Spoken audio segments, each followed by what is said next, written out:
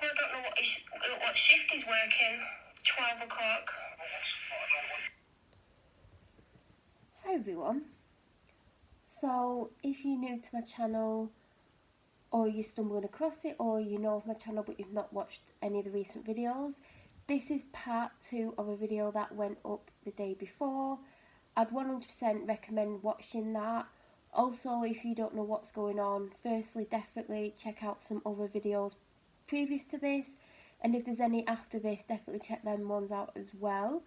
To give a very quick recap, and I feel like I'm going to end up doing this in every video and I don't really want to, but for over 3 years the police have allowed me to be targeted with harassment, intimidation, trespass, criminal damage, crime in general, malicious communication and more. They've ignored it, they've allowed it to continue. PC Harry Stainton was involved from the start, who basically didn't do anything and wanted to be everyone's friend. He didn't help me at all. He caused me severe distress. He's since intimidated me and made me, well, even when he was involved, he was making me suicidal. He would ring me up, get me really stressed out, and I'd be like really worked up, and he wouldn't end the conversation or calm me down. He would just say things to me that he shouldn't have been saying, that I was getting really worked up and upset about. And he knew that I was severely depressed and anxious because I'd put up with months of harassment by that point. Lisa Scholar, the sergeant, was heavily involved. She didn't like me from the offset and basically stopped anything from happening regarding any arrest that should have been made, because it wasn't just harassment, crime was being committed. The police was heavily complicit in allowing the neighbours to allow me to be trapped in the house for 9 months, unable to live my life, have any kind of life, sitting in the dark, scared while they're outside getting drunk, talking about me, intimidating me and making me absolutely petrified. I would have nightmares, I'd try and end my life. The police didn't do anything, even when crimes would be committed, like criminal damage, when there was loads of people out there damaging my property. Again, I had evidence of who did it. They took a statement. They wouldn't do anything about the statement, even though some of the criminal damage happened whilst I was on the phone to PC Stainton, and we had video evidence of who did it and who was there whilst it was happening. There were children involved. They'd get the children to run round my car, circle it, touch it, kick footballs at my car, kick footballs at my house, run through my garden. There was all sorts of things going on. They were drinking, antisocial behaviour started. They were standing in the street, drinking, shouting, cheering, doing all kinds of things. Again, I have evidence of absolutely everything. There's been lots of crime happening to me by some of the neighbours. Again, the police have evidence of it. I've been terrorised, I've been petrified to leave my house. I still can't come and go as I please. I am getting targeted by people that I don't even live on the street. They've been telling people things and I've been getting all sorts of abuse. Again, the police won't do anything. I've supplied evidence of crime. Things have been crime, but the police won't do anything about it. All sorts of things have gone on. I don't feel safe. I'm at risk. The police won't protect me. The police won't help me. The police have helped cover up crime. The police have caused me severe distress. The police have bullied me. They belittled me, put me down. They've called me a liar when, again, I'm the one who can provide evidence when my neighbours can't provide evidence to the so-called allegations they've made against me. Although the police don't ring me up and tell me about any allegations, just every 6 to 9 months go, oh, well, such and such says things about you. Never tells me what, because obviously there's no evidence to back up any of the claims. And like the police told me, that even if one neighbour said something and another neighbour backed it up, if they're complicit in the harassment, they can't be believed because obviously they're complicit in the harassment. They've gotten family members involved and other people who are not on the street. I don't feel safe. I feel under threat all the time. There's been lies told about me to professional standards by the police, and I've been forced to speak out, and I'm going to be playing evidence of everything where they've lied about me and more. There's going to be quite a lot of videos coming up. Obviously, if they started to go up, I've obviously pre-recorded quite a lot of them. I'm finding this whole situation very stressful, having to talk about things and back it up with evidence. It's taken a toll on my mental health. But then again, the police and the neighbours have permanently took a toll on my mental and physical health for over 3 years. Maggie Oliver said that the police target vulnerable adults and try to criminalise them, and instead of actually dealing with crime that is ongoing. There's hundreds of crimes been happening towards me. I've got countless crime logs, and other people on the street have been affected as well. yet the police think it's acceptable to target me to help them control my life. There's controlling and coercive behaviour going on towards me. I'm controlled when I can and can't go, can't come home when I want, can't go out when I want, can't live a life because I'm heavily controlled by neighbours on my street. And it's ruined my life for over 3 years. I can't do anything that I want to do. They spy on me, they watch me, make me feel intimidated and scared all the time, but the police won't help me because they don't like me and have a vendetta against me. And everything I'm saying I believe to be true. I can also back up a lot of the things as well. When there isn't evidence that I can supply, there is evidence that the police can get their hands on, but they refuse to do anything about it, saying, have you got evidence? No, well, we can't do anything about it. And then they won't go and get it, even though I point them in the direction of the evidence, and it is obviously their job to get it, but because it's me, they won't do anything to help me. They just target me, a vulnerable adult. I live with a vulnerable adult who has a heart condition, who has been caused nothing but stress. Even though he isn't the main target, the police are aware of his age, they're aware that it has affected him, and it causes him severe distress, and it stresses him out knowing what's going on when he's not here. Obviously, when things go on, he's alerted to it because obviously they trigger the Ring door camera, quite often deliberately, and he watches it and he gets stressed out about it and he tells the police it's going on, and he's here when things have gone on, yet the police won't safeguard him either, and they just let them target us. It's not stopped, it's still ongoing, they're controlling my life and the police won't do anything about it. So in the last video I started to talk about an incident involving Harry Stainton, PC Harry Stainton, PC Lisa Morgan and Inspector Scott Boast. Now, Scott Boast had been nothing but a bully to me. He was mean to me on the phone, he had me distressed. He wouldn't answer any questions, even though DCI Tim Brown had told me that he'd answer any question that I had. He got on the phone and he wouldn't answer any questions, and he kept winding me up, and I'd be like, why are you not answering me? What's wrong? Like, why are you not answering me? And he'd just totally ignore my question, and like he'd ask me something and I'd be like, well, I've asked you a question, and then he'd repeat his question. So he was winding me up, he knew he was winding me up, he was getting me really stressed out, and instead of calming the situation down, he carried on stressing me out, and then I'd repeat my question, and again, he'd refuse to answer my question. He would insult me by calling me a liar, saying that I'm a liar, and I'm like, why are you saying I'm a liar? I want to know why you're calling me a liar.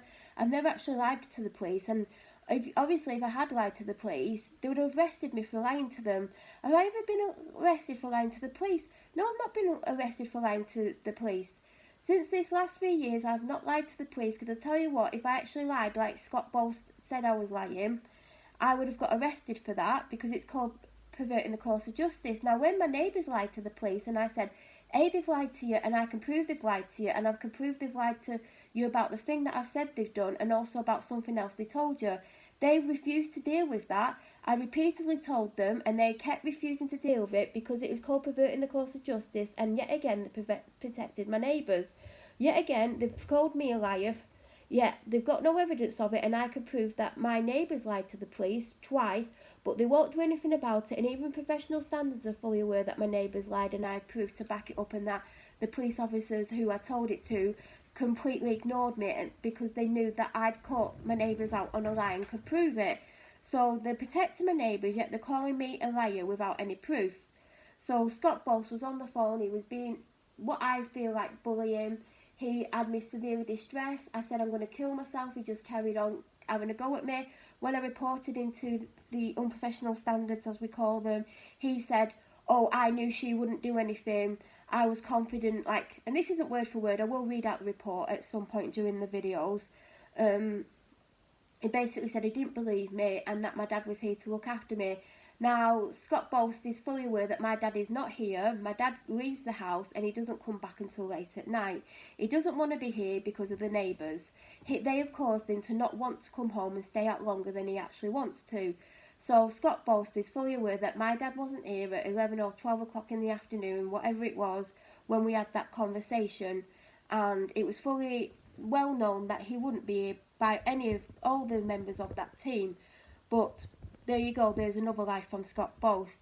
And he kept on refusing to answer questions, and I was getting more and more stressed out because I got told by DCI Brown that Scott Boast would answer all the questions that I had. He refused to answer any question, and he just treated me like I'd murdered half of Lancashire. He was so abusive, but as that clip shows, he asked me what time I wanted them to come round, and he said, like, he will come round. Like, whatever he said, he just said he. Now, in part 1, you'll know that Harry's turned up with Lisa Morgan and I've refused to answer the door because A, I have severe anxiety, B, I was severely nervous because up until that point I'd had over 3 months of my neighbours standing outside day and night harassing me, intimidating me.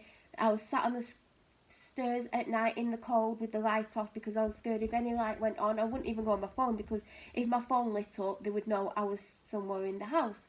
And I'd sit there freezing cold while they stood outside intimidating me, stood outside drinking, talking about me, being loud, being antisocial. There's antisocial behaviour going on. Again, the police won't deal with it even though they're out there drinking, shouting in the middle of the street, which is sort of behaviour you would expect from a rough estate. But no, they don't even do it on rough estates because they have more respect for the neighbours. And they were causing me severe distress, and I was sat on the stairs, and then when it was bedtime I couldn't sleep because I was severely depressed. I was anxious and all, it was going round and round in my head. I'd have migraines for days from the stress. I was physically unwell, they were making me mentally unwell, I couldn't cope with life. Yet Scott Boast put me in this position where he sent 2 officers. Now, during any of the conversation, and I can't play the whole conversation, but if you're from the media, I can give you the full phone call where Scott Boast is winding me up and stressing me out. The only reason I can't put it in the video is A, I don't edit these videos, and B, I would end up playing a video where you can hear me talking about neighbours by names, and I can't put the names on here, but obviously I can give them to the media because the media can print whatever they want. So if the media want this clip where Scott Boast is nothing but vile to me and then lies, then you can have the clip, you can have the full audio from when I answer the phone until I end the phone call. You can have it, you're more than welcome to it, and you can do whatever you want with it. If you want to print it, publish it, put it online, you've got my full permission because it's my recording, and you can do whatever you want with it. You can have all the recordings of all the harassment that's gone on outside my house. You can have recordings from before the harassment to prove that the neighbours lied about standing on my street previous to this, as well as other people's accounts of the fact that none of these neighbours came on this part of the street previous, like they're saying they have done. So I can prove the neighbours have told nothing but lies and have bullied and harassed me, intimidated me. Some of them were actually meant to be working from home at some of these times as well, and so I'm told. So I can give it to the media. So the email address to contact me on will be down below. So any media want all the clips of the harassment, all the clips of the police being abusive on the phone, the evidence of the police lying in reports, and the police being abusive, I can give all to you, along with how they've made me feel, how they've made me try to kill myself, how my neighbours are still doing crime to this day and the police refusing to deal with it properly, how the police have isolated me, how the police have made sure that I have got no support or no help, and the police have just basically helped ruin my life and stop me from having a life along with my neighbours. And as I say, everything I say I believe to be true. So in the last part, I played up to a certain point with Harry Stainton outside. I was scared and anxious, and that's why I wouldn't answer the door, because like I said in the previous video, the arrangement was, and if Sean Pearson wants to start lying, I can bring receipts to this, the thing that was arranged from day one, it would only be Harry alone, because I felt uneasy and afraid of having anyone in the house due to how the neighbours had treated me for months up to that point. I was nervous, I didn't feel comfortable with Harry, and I said I wouldn't have anyone else. Now Scott Boast has come along, called me a liar, been very difficult and upsetting on the phone, and then as you said, like, it's one person only. You can see here in that bit of the conversation that I put in the video that he basically said it would just be Harry, and then 2 turn up and Harry's basically calling me a liar and saying that I've misunderstood. No, not misunderstood, saying what time do you want him to come round? He'll be round at 12. And I stopped it at the point where he starts to go on about, I don't want to see such and such and such. Like, he basically was saying that he didn't want me to play things that weren't, he didn't want me to show him videos that weren't showing anything. Do you know, like, he didn't want me to show him videos that didn't show any kind of harassment. And that's what the next bit of the video was then. So now I'm going to play the next bit of the Lisa Morgan and Harry Stainton outside stressing me out and me refusing to let them in, and them carrying it on, standing outside, drawing attention to me, knowing that when they leave, the neighbours will target me, because every time the neighbours come to my house, I get targeted by the police, which the police didn't deal with, even though I was then getting heavily targeted because the police have come to my house.